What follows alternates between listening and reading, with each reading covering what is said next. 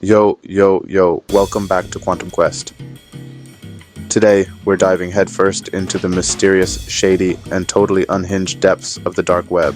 Yeah, I know, it sounds like some horror movie setup, but trust me, this is gonna be a wild ride. So grab your snacks, your overpriced energy drink, and maybe a blanket to hide under, because we're about to explore the side of the internet your mom definitely warned you about.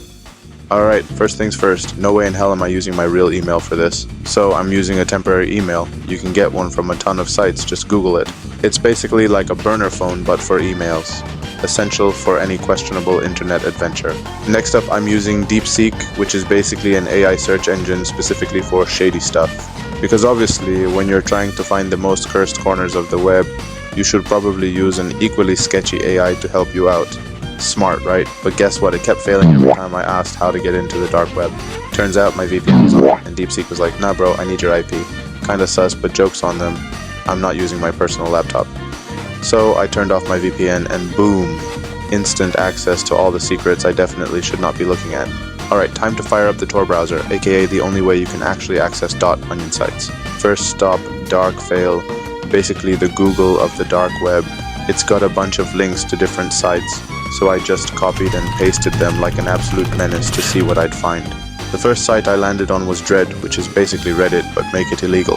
The layout, surprisingly familiar.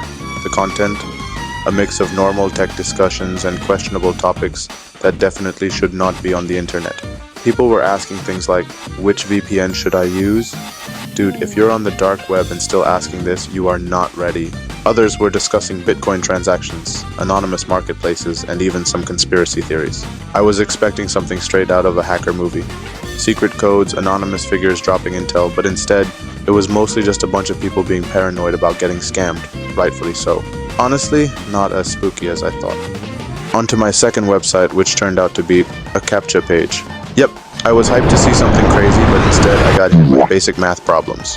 What's 7 plus 3? Bro, I came to the dark web, not a second grade math class. I solved a few reluctantly and moved on. For my third website, I found one that required a login. This was my moment to use that temporary email I mentioned earlier. So I signed up, but then, boom, payment required screen lol, yeah, not happening.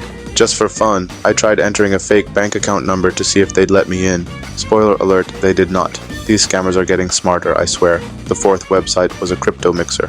Basically, it lets you swap Bitcoin for Monero, which is like Bitcoin's sketchy cousin that leaves no trace. The site asked me for my Bitcoin address, but hell no, I'm not about to hand over my crypto to some random dark web dude. That's like giving your wallet to a guy in an alley and hoping he gives it back. Not happening. And that's it for today's chaotic adventure. Not gonna lie, it was kinda underwhelming. No hackers, no deep conspiracies, just a bunch of weird forums, paywalls, and math problems I wasn't prepared for. But hey, if you want to see me dig deeper into the dark web and potentially ruin my entire existence, drop a like and sub. Until next time, stay safe, stay smart, and don't get hacked. Peace out.